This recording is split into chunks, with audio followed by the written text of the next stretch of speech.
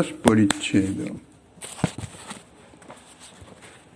বৃন্দাবনে স্থিরচরান নন্দয়ন সাবলোকনৈ আত্মানঞ্চ তদা লোকাৎ গৌরাঙ্গ পরিতোয়ভ্রমৎ। কলিযুগ পাবন অবতার পরম করুণাময় শ্রী গৌরাঙ্গ সুন্দরীর পরম অন্তরঙ্গ প্রিয় পার্শ্বদবর্য পূজ্যপাদ শ্রীকৃষ্ণদাস কবিরাজ গোস্বামী মহাশয় তাহার শ্রী চৈতন্য চরিতামৃত নামক শ্রী গ্রন্থের মধ্য লীলার অষ্টাদশ পরিচ্ছেদে শ্রীমন মহাপ্রভুর বৃন্দাবন ভ্রমণ উপলক্ষে শ্রী শ্রী শ্যামকুণ্ড রাধাকুণ্ডের আবিষ্কার, নন্দীশ্বরে নন্দ যশোদা সমন্বিত শ্রীমূর্তির আবিষ্কার, গোপাল দর্শন, বৃন্দাবন থেকে পুনরায় প্রয়াগে গমন এবং প্রয়াগের পথে ম্লেচ্ছ পাঠানগণের প্রতি প্রভুর কৃপা ইত্যাদি বিভিন্ন লীলা বর্ণিত হয়েছে। মঙ্গলাচরণ শ্লোকে গোস্বাইপাদ বলছেন, শ্রী বৃন্দাবনে শ্রী গৌরাঙ্গদেব নিজের দর্শন দানে স্থাবর জঙ্গম দিগকে আনন্দিত করিয়া এবং স্বয়ং স্থাবর জঙ্গম দিগের দর্শনে আনন্দিত হয়ে ইতস্তত ভ্রমণ করেছিলেন। জয় জয় গৌরচন্দ্র জয় নিত্যানন্দ জয়াদ্বৈত চন্দ্র জয় গৌর ভক্তবৃন্দ। এই মতো মহাপ্রভু নাচিতে নাচিতে আরিড গ্রামে আসি বাহ্য হইল আচম্বিতে। শ্রীমন মহাপ্রভু মথুরাবাসী সেই ব্রাহ্মণের সঙ্গে দ্বাদশবন ভ্রমণে বেরিয়েছেন। ইতিপূর্বে আমরা আস্বাদন করেছি, বনভ্রমণে বেরোনোর পরেই বনের যে পশুপক্ষী বৃক্ষলতা সকলেই আপ্যায়িত হয়েছেন।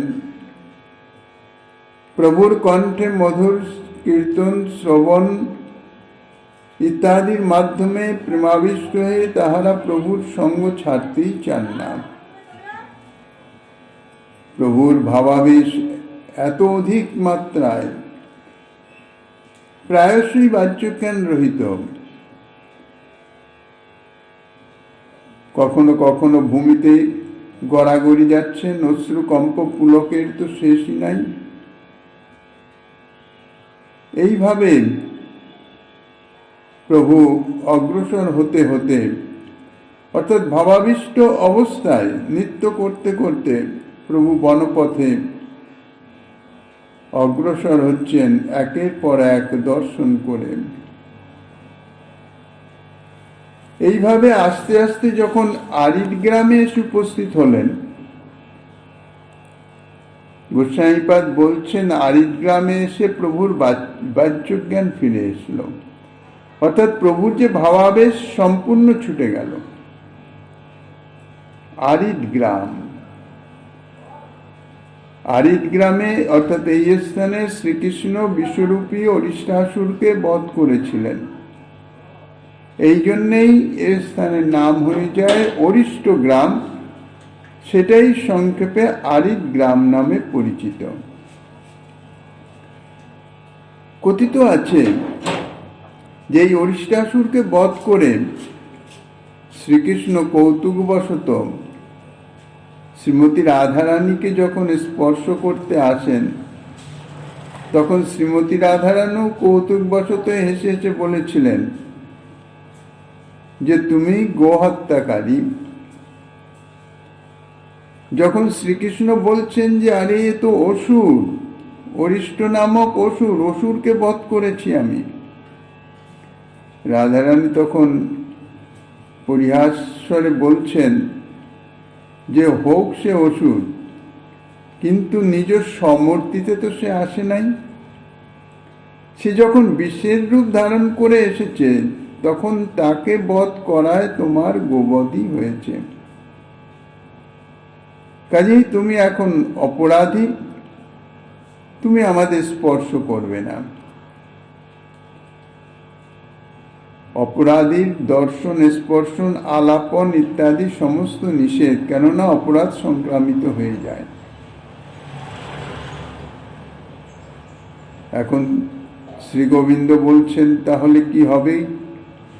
এর প্রায়শ্চিত্তর উপায় অর্থাৎ অপরাধ খালনের উপায়, আমি শুদ্ধ হব কি করে? তখন রাধারানী বললেন, তুমি যদি সর্বতীর্থে স্নান করতে পারো তবে তোমার এই দোষ যাবে, তবেই তুমি আমাকে স্পর্শ করতে পারবে, তা নইলে নয়। এখন একথা শুনে শ্রীকৃষ্ণ বলছেন যে আমি যদি সর্বতীর্থ ভ্রমণ করে স্নান করতে যাই তাহলে তো বহুত সময় চলে যাবে, 1 বৎসর 2 বৎসর অতীত হতে পারে। এই দীর্ঘকালীন সময় তোমাদের অদর্শনে আমি একাকী থাকব, সেটা কি করে হবে?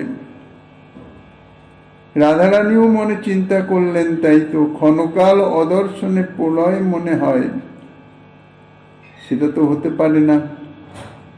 কাজী রাধারানী শ্রীকৃষ্ণকে সর্বতীর্থ ভ্রমণ করে স্নান করার যে সে অনুমতি দিলেন না।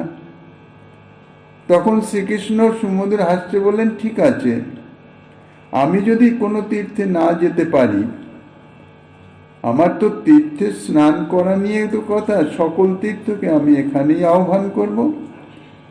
সকল তীর্থ যদি এখানে প্রকট হয়ে যায় তাহলে আমি স্নান করে নিব, তাইলেই তো হয়ে যাবে।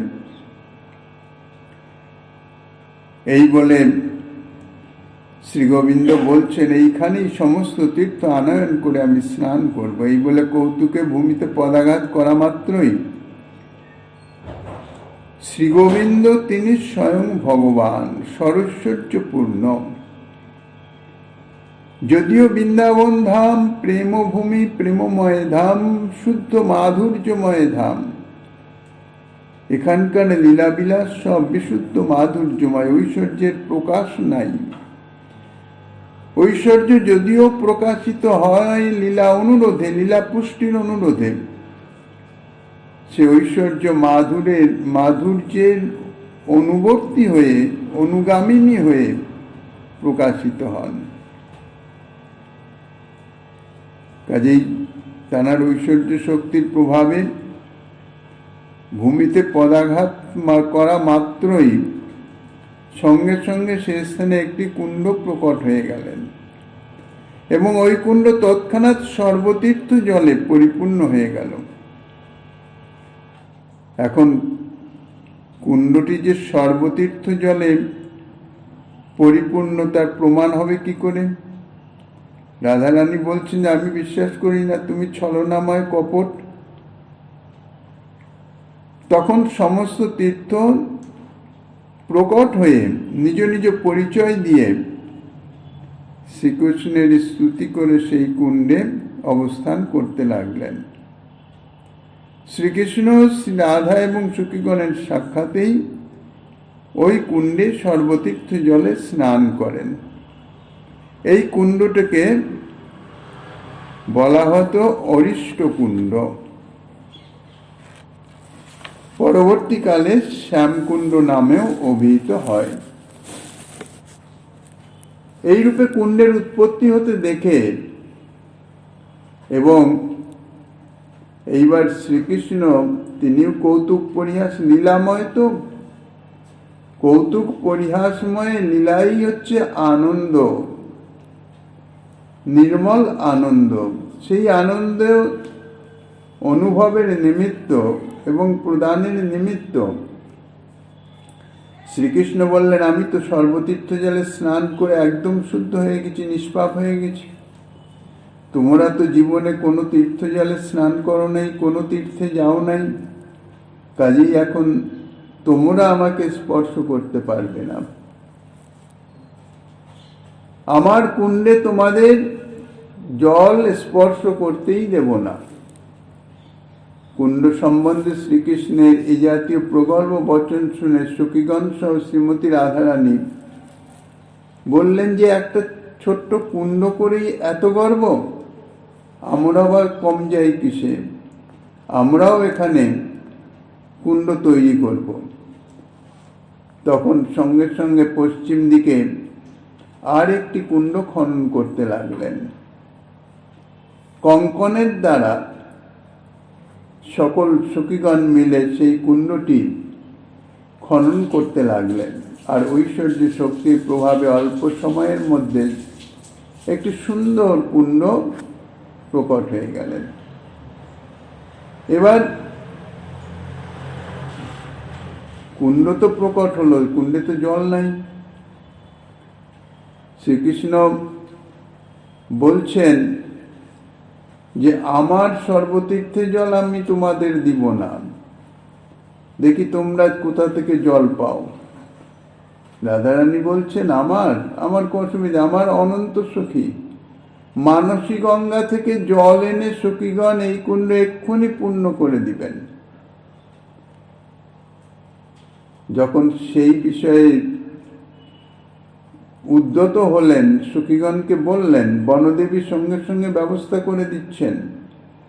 তখন শ্রীকৃষ্ণ সঙ্গে সঙ্গে তীর্থগণকে বললেন যে হে তীর্থগণ, বৃন্দাবন ধাম, বৃন্দাবন অধীশ্বরী শ্রীমতী রাধারানী, তানার কৃপা যদি না পাও তাইলে তো বৃন্দাবনে তোমাদের অবস্থান হবে না, তোমরা থাকতে পারবে না।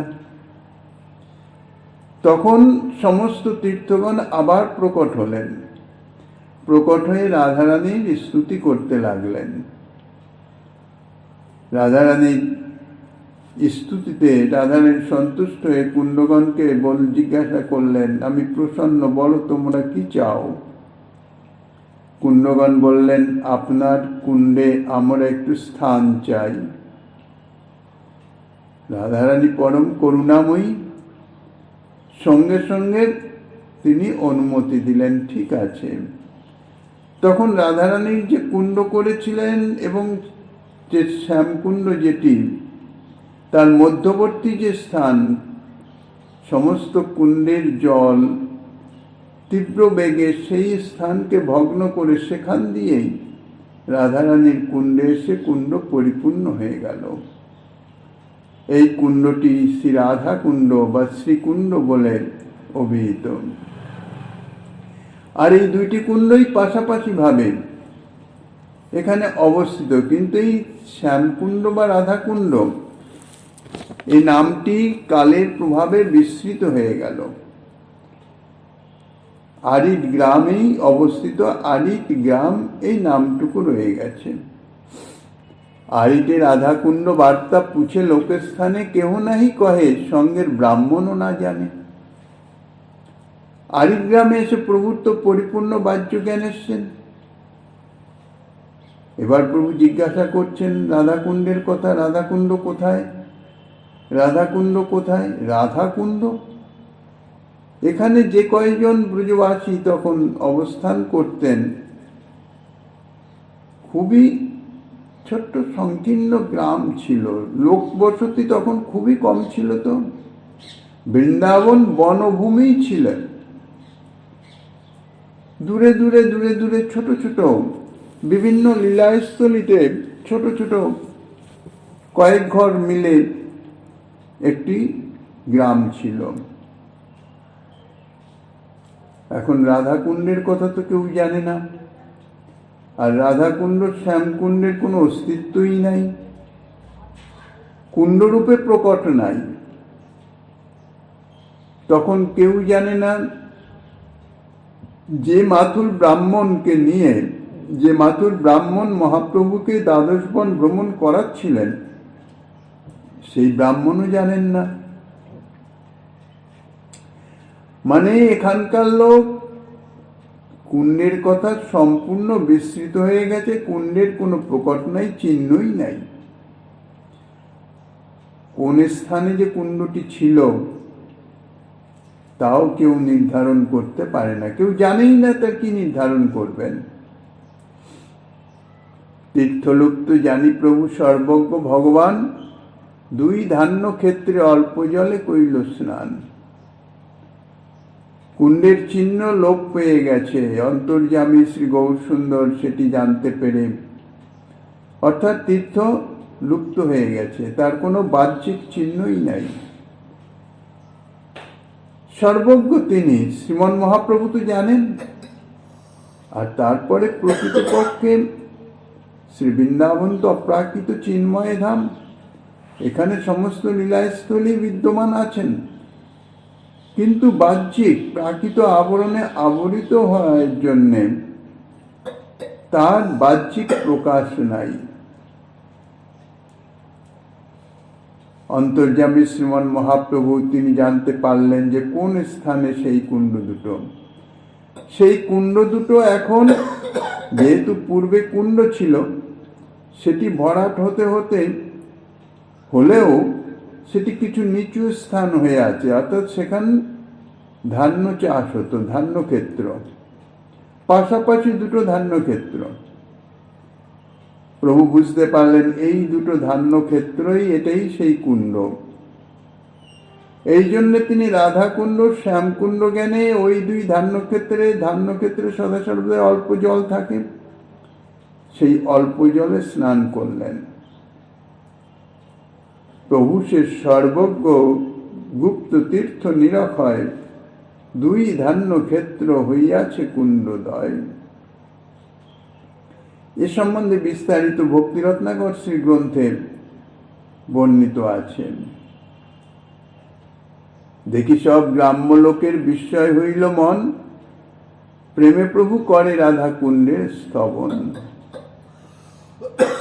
এখন সন্ন্যাসী ইনি এই ধান্য ক্ষেত্রের অল্প একটু জলে এখানে স্নান করছেন, কি কারণ? গ্রামের লোক সব বিস্মিত হয়ে গেলেন। প্রভু স্নান সমাপন করে রাধাকুণ্ডের স্তুতি করতে লাগলেন। সব গোপী হইতে রাধা কৃষ্ণের প্রেয়সী, তৈছে রাধা কুণ্ড প্রিয় প্রিয়ার সরসী। পদ্মপুরাণে উক্ত আছে, যথা রাধা প্রিয়া বিষ্ণু সুতস্যা কুণ্ডং প্রিয়ং তথা সর্ব গোপীষু শৈবৈকা বিষ্ণুর অত্যন্ত বল্লভা। প্রিয়ার সরসী অর্থাৎ প্রেয়সী শ্রীমতী রাধারানীর সরোবর এই শ্রী রাধা কুণ্ড। কাজে শ্রীমতী রাধারানীর সরোবর বলে শ্রী রাধাকুণ্ড শ্রীকৃষ্ণের অত্যন্ত প্রিয়। পদ্মপুরাণে তাই বলছেন, যেরকম শ্রীকৃষ্ণের রাধা অত্যন্ত প্রিয়, সেই রকম শ্রী রাধাকুণ্ড শ্রীকৃষ্ণের অত্যন্ত প্রিয়। শ্রীমতী রাধারানীর ন্যায় অত্যন্ত প্রিয় শ্রী গোবিন্দের এই রাধাকুণ্ড। আর শ্রীমতী রাধারানী সমস্ত গোপীগণের মধ্যে সর্বশ্রেষ্ঠা, শ্রী গোবিন্দের একান্ত প্রিয়। যেই কুণ্ডে নিত্য কৃষ্ণ রাধিকার সঙ্গে জলে জল কেলি করে তীরে রাস রঙ্গে। এই শ্রী রাধা কুণ্ডে এখানেই শ্রী যুগলের নিত্য মিলন হয়। শ্রীযুগলের বিভিন্ন লীলা নিত্য হয় বিভিন্ন স্থানে, কিন্তু কয়েকটি স্থান আছে যেখানে নির্দিষ্ট, সেখানে নিত্য। এই মধ্যাহ্নকালীন লীলার নিত্য বিহারস্থলী হইতেছে শ্রী রাধাকুণ্ড। কাজে শ্রী রাধাকুণ্ডের মহিমা অত্যন্ত অধিক। এখানে মধ্যাহ্নলীলা, ভোজন, পান, জলকেলি ইত্যাদি বিভিন্ন লীলা অভিনীত হয়। তাই বলছেন, যেই কুণ্ডে নিত্য কৃষ্ণ রাধিকার সঙ্গে জলে জলকেলি করে তীরে রাস রঙ্গে। জলে জল বিহার করেন, তীরে রাস লীলা অর্থাৎ বিবিধ বিলাস, নৃত্য, কীর্তন ইত্যাদি নানাবিধ অনুষ্ঠান করে শ্রান্ত হয়ে শ্রান্তি দূরের নিমিত্ত জলে জলবিহার করেন তারপর মধ্যাহ্নকালীন ভোজন, একটু বিশ্রাম, তারপর আবার রাধারানী চলে যান সূর্য পূজার সূর্যকুণ্ডে। শ্রী গোবিন্দ সখাগণের সঙ্গে একটু মিলিত হয়ে সেখান থেকে আবার সূর্যকুণ্ডে চলে যান।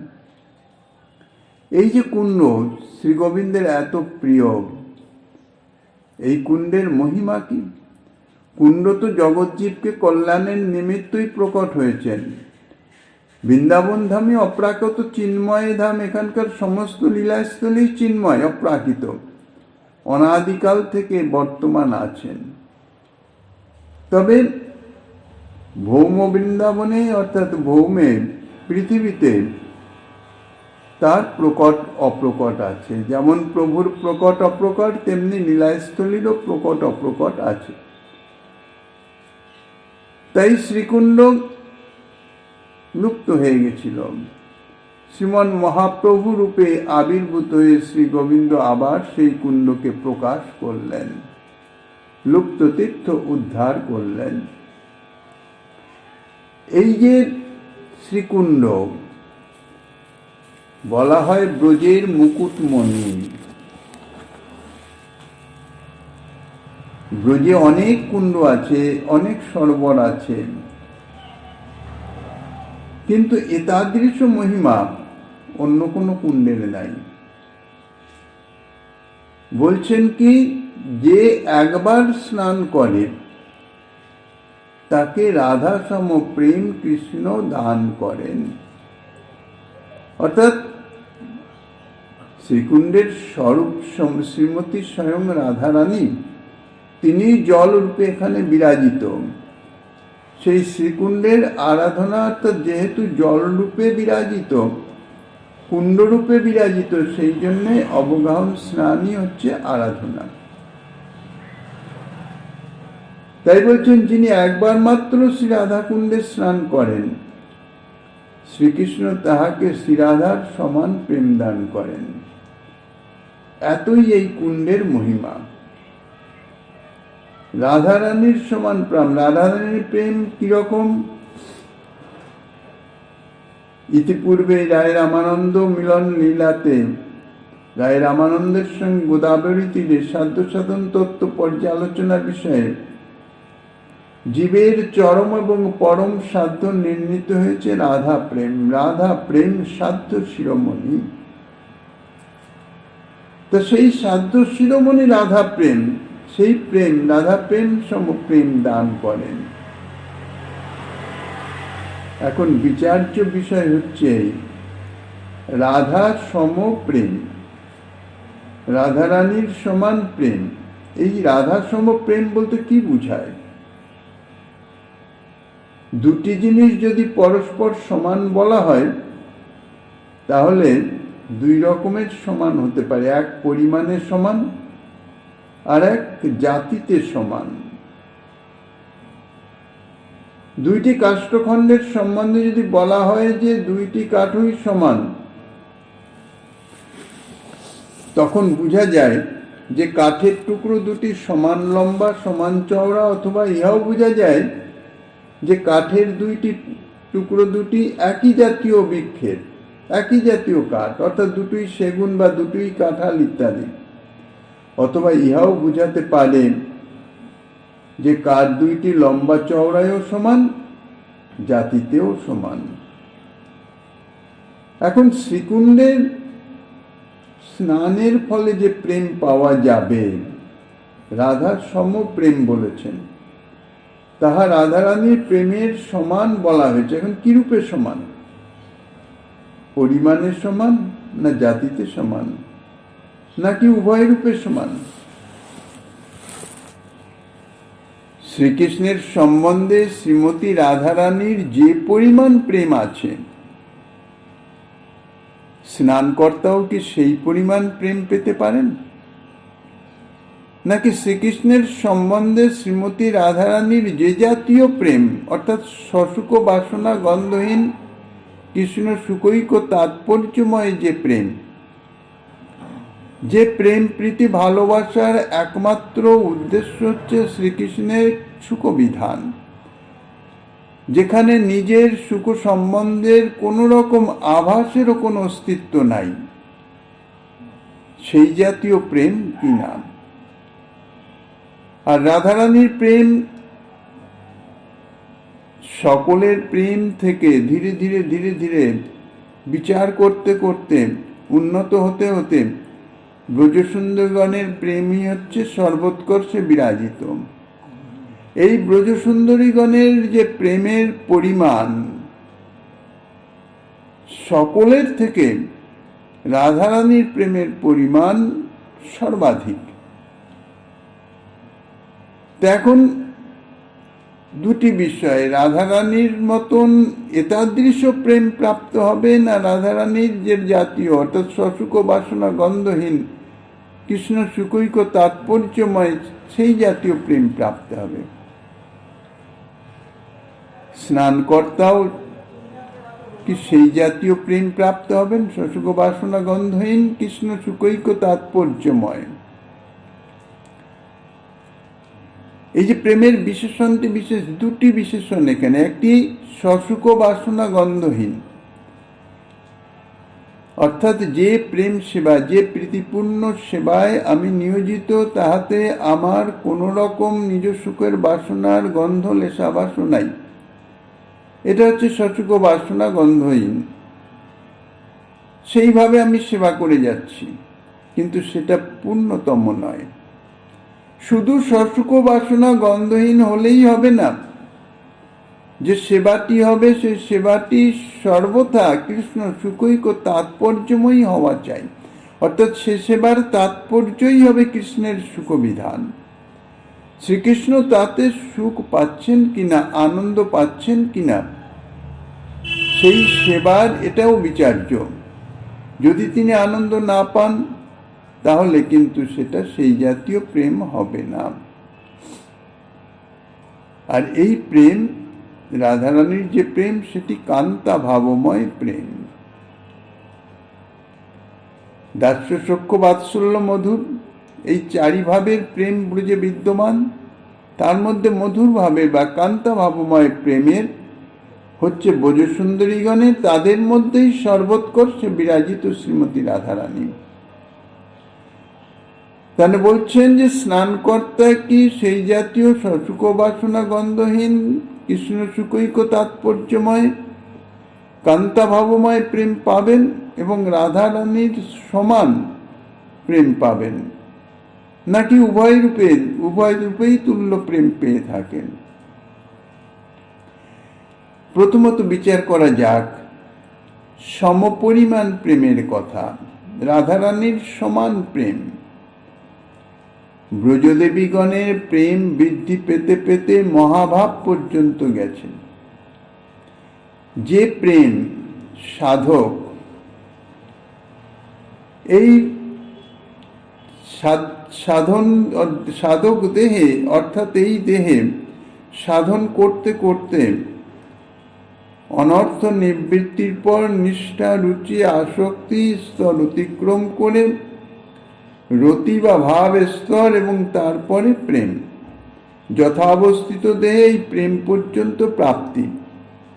প্রেম প্রাপ্ত হলো ঠিকই, কিন্তু এই প্রেম আরো পরিমার্জিত হয়ে আরো উৎকর্ষে বিরাজিত হতে হবে, কিন্তু সেটি যথাবস্থিত সাধক দেহে আর সম্ভব নয়। কেননা তখন সাক্ষাৎ সেবার অপেক্ষা আছে। বিনা প্রেমে তো সাক্ষাৎ সেবা কখনোই সম্ভব নয়, আর এই দেহে সাক্ষাৎ সেবাও কখনো সম্ভব নয়। তখন এই দেহ ত্যাগ করে সে তার যে অন্তশ্চিন্তিত দেহ, অর্থাৎ তাহার স্বরূপানুভূত যে দেহ, শ্রীগুরু প্রদত্ত যে দেহের পরিচয়, সেই দেহ প্রাপ্ত হয়ে শ্রী গোবিন্দের প্রকট লীলা স্থানে সে জন্মগ্রহণ করে এবং সাক্ষাৎ সেবার সে অংশগ্রহণ করে। এই যে ব্রজভাবের যে সেবা, যাহাকে বলা হয় রাগ ভক্তি বা রাগানুগা ভক্তি, ইহা আনুগত্যময়ী। সূচনা থেকেই, অর্থাৎ সাধনকাল থেকেই আনুগত্যে ভজন করতে হয়, সাধন করতে হয়। এবং যেভাবে যার আনুগত্যে সাধন ভজন চলতে থাকে নিত্য লীলায় অর্থাৎ প্রকট লীলায়, যেখানে তার স্বরূপদেহ প্রাপ্ত হচ্ছে সেখানেও তারই আনুগত্যে তার এবার সাক্ষাৎভাবে সাধন চলতে থাকে। অর্থাৎ তার যে সাধন, তার যে ভজন অর্থাৎ সেবা, সাধন বা ভজন সেটা হচ্ছে সেবা, সেই সেবাটি ক্রমশ অর্থাৎ সেই যে প্রেম ভাবে সেবা করছে সেই প্রেমটি পরিমার্জিত হতে থাকে। পরিমার্জিত হয়ে প্রেম, স্নেহ, মান, প্রণয়, রাগ, অনুরাগ, ভাব, মহাভাব এইভাবে বিভিন্ন স্তরে উন্নীত হতে থাকে। তা ব্রজসুন্দরীগণ তাদের প্রেম এই মহাভাব কক্ষায়, মহাভাব স্তরে। এই মহাভাব শ্রীকৃষ্ণ মহিষী সকলের পক্ষেও অত্যন্ত দুর্লভ। শ্রীকৃষ্ণ মহিষী অর্থাৎ দ্বারকাবাসী, রুক্মিণী, সত্যভামা ইত্যাদি, তারাও কিন্তু এই মহাভাব, তাদের প্রেম ও মহাভাব কক্ষায় উন্নীত হতে পারে না। এ একমাত্র ব্রজদেবীগণের পক্ষেই সম্ভব। ব্রজদেবীগণের প্রেমই মহাভাব স্তরে উন্নীত হয়েছেন। উজ্জ্বল নীলমণিতে শ্রীরূপ গোস্বামীপাদ বলেছেন, মুকুন্দ মহিষী বৃন্দই রূপস্যাবতী দুর্লভ ব্রজ দেব্যেক সংবেদ্য মহাভাবাখ্যায়ুচ্যতে। তো যাই হোক, প্রেম যখন মহাভাব স্তরে উন্নীত হচ্ছে, মহাভাব কক্ষায় যখন পৌঁছাচ্ছে, সেই স্তরে প্রেমের যে কি অবস্থা তার দৃষ্টান্ত হচ্ছে যে এই জাতীয় অবস্থা, অর্থাৎ এই জাতীয় প্রেম কৃষ্ণ মহিষীগণের পক্ষেও দুর্লভ। এই মহাভাব আবার দুই ভাগে বিভক্ত, একটি রূঢ় মহাভাব, একটি অধিরূঢ় মহাভাব। সমস্ত ব্রজসুন্দরীগণেরই মহাভাব কক্ষায়, কিন্তু সমস্ত ব্রজসুন্দরীগণ এই রূঢ় মহাভাব কক্ষায় অবস্থিত। অধিরূঢ় মহাভাব সেটি আবার দুই ভাগে বিভক্ত আছে, একটি মদন, একটি মাদন। এই যে মদন নামক অধিরূঢ় মহাভাব, তাহা ব্রজসুন্দরীদের মধ্যেও সম্ভব নাই। কেবলমাত্র শ্রীমতী রাধারানীর যুথে যারা আছেন, সেই ললিতা, বিশাখা আদি যে অন্তরঙ্গ সুখীগণ, তাদেরই এই অধিরূঢ় মদন নামক অধিরূঢ় মহাভাব তাদের পক্ষেই সম্ভবে। রাধিকা যুথে বাসৌ মোদন নতু সর্বত, সমস্ত ব্রজসুন্দরীগণের নয়। অর্থাৎ ব্রজসুন্দরীগণের মধ্যে যে মহাভাব বিদ্যমান আছে তাহা রূঢ় মহাভাব, আর অধিরূঢ় মহাভাব একমাত্র শ্রীমতী রাধারানী এবং শ্রীমতী রাধারানীগণের মধ্যেই বিরাজমান। সেই অধিরূঢ় মহাভাবের মধ্যেও আবার মদন নামক যে মহাভাব, তাহাই রাধারানীর গণের, সখীগণের মধ্যে বিদ্যমান। আর যে মাদন নামক যে মহাভাব, তাহা একমাত্র শ্রীমতী রাধারানীতেই বিরাজমান, দ্বিতীয় অন্য কারো মধ্যেই নাই। শ্রীরাধিকার যুথের যে ললিতা, বিশাখাদি যে অন্তরঙ্গ সখীগণ, তাদেরও মাদন নামক মহাভাবের প্রকাশ হয় না। সর্বভাবত গমল্লাসী মাদনয়ং পরাৎপরঃ রাজতে লাদিনী সার রাধায়ামে বুঝ সদা। তাহলে দেখা যাচ্ছে যে শ্রীমতী রাধারানীর প্রেমের সমান প্রেম, অর্থাৎ পরিমাণে যদি সমান পেতে হয়, তাহলে মাদনাক্ষ মহাভাব পর্যন্ত প্রাপ্ত হতে হবে। এই পরিমাণ প্রেম, মাদনাক্ষ মহাভাব পর্যন্ত প্রেম, এই পরিমাণের যে প্রেম, তাহা শ্রীমতীর রাধারানীর যে অন্তরঙ্গা সখী ললিতা বিশাখাদি, তারাও তাদের পর্যন্ত সম্ভব নয়, তারাও এই প্রেম প্রাপ্ত হতে পারেন না। অর্থাৎ শ্রীমতী রাধারানীর সমান প্রেম, মাদনাক্ষ মহাভাব রূপী প্রেম, যাহা শ্রীমতী রাধারানী ব্যতীত তাঁর অন্তরঙ্গা সখী শ্রী ললিতা বিশাখাদি পর্যন্ত পান না, তাহলে অপরের কথা আর কি বলা যায়? এই পরিমাণ প্রেম যে সাধারণ জীব শ্রী রাধাকুণ্ডে একবার স্নান করলে পাবেন, এটা কখনোই সম্ভব হতে পারে না, অসম্ভব ব্যাপার। এখন যদি প্রশ্ন করা হয় যে শ্রী রাধাকুণ্ডে স্নানের তো মহিমাই বলেছেন, তাই তাহলে কেন পাওয়া সম্ভব হবে না? তার উত্তরে বলা যায়, যদি স্নানের মহাত্মে তা সম্ভব হতো, তাহলে ললিতা বিশাখাদি সখীগণ তো নিত্য রাধাকুণ্ডে স্নান করছেন, যুগল কিশোরের লীলা বিলাসে নিত্যই জলবিহার জলকেলি করিতেছেন, তাহলে তো ললিতা বিশাখাদি সখীগণের আগেই প্রাপ্তি হয়ে যেত। বাস্তবিক শ্রীমতী রাধারানী হচ্ছেন মহাভাব স্বরূপিণী, মূর্তিমতী লাদিনী শক্তি। কাজেই তার সমপরিমাণে প্রেম কাহারও থাকতে পারে না, হতে পারে না, পেতেও পারে না, অসম্ভব। তাহলে দেখা গেল যে কৃষ্ণ যে শ্রীকুণ্ডে স্নানকর্তাকে রাধারানীর প্রেমের সমান প্রেম দান করেন, তারে রাধা সমপ্রেম কৃষ্ণ করেন দান, স্বয়ং শ্রীকৃষ্ণই দান করেন। কুণ্ড তার এত প্রিয় যে সেই কুণ্ডে স্নান করলেই যে স্নান করে তার প্রতি এত প্রসন্ন হয়ে যান, তাকে রাধা সমপ্রেম দান করেন। তাহলে রাধার প্রেমের সমান প্রেম সেটি নহে, তাহলে জাতিতে সমান। অর্থাৎ শ্রীকৃষ্ণ বিষয়ে শ্রী রাধারানীর যে জাতীয় প্রেম আছে, শ্রীকৃষ্ণ সেই জাতীয় প্রেম দান করেন। অর্থাৎ সসুখ বাসনার শূন্য কৃষ্ণ সুখৈক তাৎপর্যময় কান্তা প্রেম দান করেন। রাধার সম অর্থাৎ রাধার মতন কৃষ্ণ তাহাকে প্রেম দান করেন। অর্থাৎ রাধা যেরূপ প্রেম দান করেন, কৃষ্ণ সেরূপ প্রেম দান করেন, এইরূপ অর্থ হবে না। কারণ এই কয়েক পয়ারের মর্ম পরবর্তী শ্লোকে লিখিত হয়েছে। এই প্রেম সম্বন্ধে শ্লোকের উক্তি এই যে, প্রেমাস্মিন যত বত রাধিকেব লভতে যস্যাং সকৃত স্নানকৃত। যিনি এই কুণ্ডে একবার স্নান করেন, তিনি রাধিকার মতো প্রেম লাভ করেন। রাধিকেব প্রেম লভতে, রাধারানীর যেরূপ প্রেম সেইরূপ প্রেম লাভ করে থাকেন। এ স্থলে রাধা কর্তৃক প্রেমদানের কোনো কথা নাই। শ্রী রাধাকুণ্ডের মহিমা এবং মাধুর্য যেন শ্রীমতী রাধারানীরই মহিমা, রাধারানীরই মাধুর্য।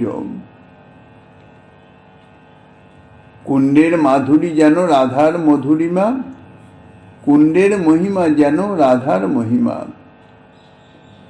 গোবিন্দ লীলামৃতে বর্ণিত আছে, শ্রী রাধেব হরেশ তদীয় সরসী পৃষ্ঠাৎ ভূতৈ শৈর গুণৈ যস্যাং শ্রীযুত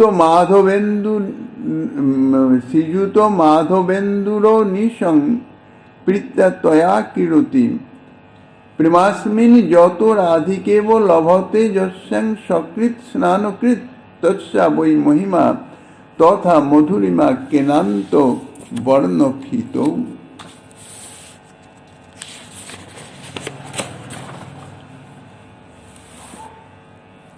স্বীয় অসাধারণ ও সর্বজন চমৎকারকারী গুণ হেতু শ্রী রাধাকুণ্ড শ্রী রাধার ন্যায় শ্রীকৃষ্ণের অতীব প্রিয়। ব্রজের পূর্ণচন্দ্র মাধব প্রিয়তমা শ্রীকৃষ্ণ শ্রী রাধার সহিত এই কুণ্ডে প্রেম ভরে নিরন্তর কেলি করে থাকেন। এই কুণ্ডে যিনি একবার মাত্র স্নান করেন, তিনি শ্রীকৃষ্ণকে শ্রী রাধার মতন প্রেম লাভ করেন। অতএব শ্রী রাধাকুণ্ডের মহিমা ও মধুরিমা ক্ষিতিতলে কে বর্ণন করিতে সমর্থ হয়। অর্থাৎ তিনি মধুর ভাবের সেই প্রেম প্রাপ্ত, মানে মধুর ভাবের প্রেম সেবা প্রাপ্ত হতে পারেন। রাধার সম প্রেম বলতে এখানে মধুর ভাবের প্রেমেরই উল্লেখ করা হচ্ছে। মধুর ভাবের প্রেম, ব্রজ প্রেম অর্থাৎ ব্রজ জাতীয় প্রেম তিনি প্রাপ্ত হন। কিন্তু তার জন্য সাধন ভজনের অপেক্ষা আছে, পরিপক্কতার অপেক্ষা আছে। ভজন করতে করতে প্রেম প্রাপ্ত হয়ে তারপর প্রকট লীলায়, আর সাধক জীব সে তো আনুগত্যময়ী ভজন, রাগানুগা ভজন। প্রকট লীলাতে স্বরূপ দেহে আনুগত্যে করতে করতে যখন মহাভাব দশায় পৌঁছে যান, তখনই সাক্ষাৎ শ্রী গোবিন্দের প্রেম সেবা, আনুগত্যময়ী সেবা, স্বাতন্ত্র্যময়ী সেবা নয়, সেবা তিনি লাভ করেন। এই মধুর ভাবের যে প্রেম সেবা, ব্রজ প্রেম, সেটা তিনি পেতে পারেন। এছাড়া রাধারানীর সমান বলতে রাধার মতন প্রেম নয়।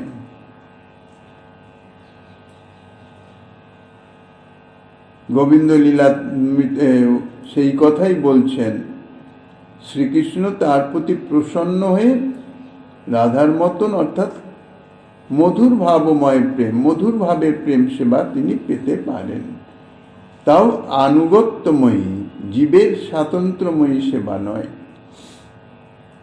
এই মতো স্তুতি করে প্রেমাবিষ্ট হইয়া তীরে নৃত্য করে কুণ্ডলীলা সঙ্গরিয়া। এইভাবে শ্রীমন মহাপ্রভু তিনি এই গোবিন্দ লীলামৃত বা পদ্মপুরাণের শ্লোক ইত্যাদি উদ্ধৃতি করে শ্রী রাধাকুণ্ডের মহিমা কীর্তন করে প্রেমাবিষ্ট হয়ে নৃত্য করতে লাগলেন। এবং এই কুণ্ডলীলা অর্থাৎ মধ্যাহ্নে যে কুণ্ডলীলা সেটি স্মরণ করে তিনি অত্যন্ত আনন্দিত হলেন। কুণ্ডের মৃত্তিকা লইয়া তিলক করিল, ভট্টাচার্য দ্বারা মৃত্তিকার সঙ্গে করি লইল। এই কুণ্ড অর্থাৎ শ্রী রাধা কুণ্ডে শ্রীমতী রাধারানী সখীগণ সহ শ্রীকৃষ্ণের সঙ্গে যে লীলাবিলাস করেন, তাহলে তাঁদের যে চরণ রজ তাহাই কুণ্ডেই অবস্থান করেন। তাহলে কুণ্ডের মৃত্তিকাতে শ্রী রাধার চরণ রেণু আছে। জলের নিচে অবস্থানের জন্যে ব্রজেতে কেউ পাদুকা পায় দেন না, তাই স্বাভাবিকভাবে ব্রজের রজময়ী পথে চলতে চরণে রজ সংস্পৃষ্ট থাকেই। যখন কুণ্ডে স্নান করেন তখন সেই চরণ ধৌত হয়ে সেই রজ কুণ্ডের জলেই অবস্থান করে, ধীরে ধীরে তাহা নিচেই অবস্থিত হতে থাকে। বাতাসের দ্বারা চালিত হয়ে এদিক ওদিক যাওয়ার সম্ভাবনা নাই। সেই জন্য ওই মৃত্তিকায় তিলকাদি রচনা করলে শ্রীমতী রাধারানীর চরণ রেণু দ্বারাই তিলকাদি রচনা করা হয়। শ্রীমতী রাধারানীর চরণ রেণুর যে মহিমা, তাহা ছিল নরোত্তম ঠাকুর মহাশয় বলেছেন, রাধিকা চরণ রেণু ভূষণ করিয়া তনু অনায়াসে পাব গিরিধারী।